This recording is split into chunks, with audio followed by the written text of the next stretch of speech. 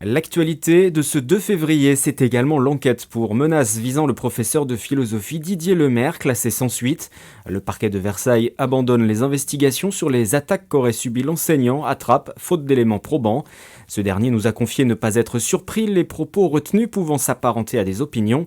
Le maire de Trappes, qui s'était opposé au professeur, a posté de son côté un billet sur son compte Facebook. Ce professeur de philosophie était donc bel et bien un mythomane qui a inventé des menaces fictives pour exister médiatiquement. Cet homme pathologiquement attiré par les projecteurs médiatiques aura commis beaucoup de dégâts et sali la réputation d'une ville, de ses habitants et en particulier de ses élèves. Des propos qui pourraient laisser place à un nouveau dépôt de plainte pour diffamation. La zone à faible émission ne sera élargie à l'intérieur de l'A86 en Île-de-France qu'au début de l'année prochaine. L'entrée en vigueur de cette mesure devait intervenir au 1er juillet 2022, mais la métropole du Grand Paris attend toujours des engagements de la part de l'État, autoriser des contrôles et des verbalisations automatiques, mais aussi la possibilité pour la métropole de débloquer des prêts à taux zéro pour aider les foyers les plus modestes à changer de véhicule. Les interdictions de circulation en semaine de 8h à 20h concerneront les véhicules Crit-Air 3 ou plus, à savoir notamment les voitures essence immatriculées avant le 1er janvier 2006 ou les diesels datant d'avant le 1er janvier 2011. Plus que jamais, la branche des services de l'automobile, les organismes de formation et les entreprises recrutent. Donc il y a des opportunités et on encourage vraiment les jeunes et les salariés en reconversion professionnelle et les demandeurs d'emploi à venir dans nos formations parce qu'il y a vraiment des opportunités d'embauche à l'issue. Le message a été martelé lors des dernières journées portes ouvertes du campus des services de l'automobile et de la mobilité à Guyancourt. La filière recrute. L'an dernier, les services de l'automobile regroupaient plus de 500 000 professionnels exerçant plus d'une centaine de métiers au sein de 150 000 entreprises. 5 organismes vous attendent ici pour vous former autour des métiers de la voiture, de la moto et du vélo, que vous soyez en formation initiale, en formation continue ou en reconversion. Du BTS au master en passant par le bac pro, les possibilités sont nombreuses. L'inscription se fait notamment pour les étudiants sur Parcoursup, la plateforme qui a ouvert ses portes le 20 janvier. Triel-sur-Seine s'apprête à célébrer pour la première fois le Nouvel An chinois. Le 5 février, des animations, des déambulations auront lieu dans les rues. Pour le moment, les répétitions se poursuivent.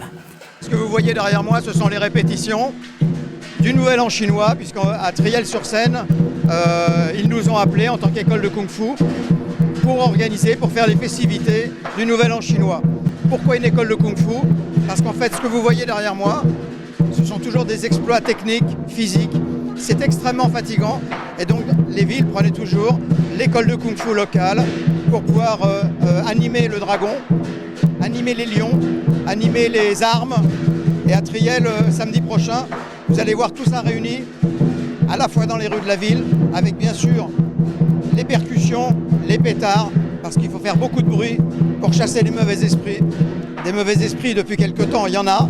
Donc on va chasser tous les mauvais esprits, revenir un peu à un esprit festif. Rendez-vous à partir de 16h dans les rues commerçantes. Un village des saveurs sera aussi proposé. Grâce à un petit coup de pouce du destin, Batman, c'est moi. Ce 2 février, sorti en salle de super-héros, malgré lui, l'Yvelinois Philippe Lachaud et sa bande à nouveau sur grand écran pour une parodie des films Marvel et DC Comics.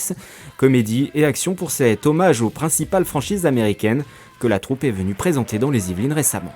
En fait, on vient du 78, on a passé parmi nos meilleures années dans le 78 avec Fifi. Et du coup, forcément, quand on revient ici, qu'on présente le film dans les Yvelines, on est hyper content, ça nous touche et puis ça nous fait quelque chose. Donc c'est important pour nous. Ouais. Nous, on vient de la Celle Saint-Cloud. Donc nous, le cinéma à l'époque, c'était le cinéma de Parly 2. On y allait tout le temps. Puis voilà, on y allait en bande et tout. Donc ouais, retour aux sources, on adore. Eux aussi sont originaires des Yvelines, de Montfort-l'Amaury, Grégoire Ludig et David Marseille. Les 2 comédiens du Palmachot sont de retour avec leur nouveau film Les Vedettes, sorti prévu le 9 février, avant-première ce 5 février à 20h30 à l'UGC à Montigny-le-Bretonneux.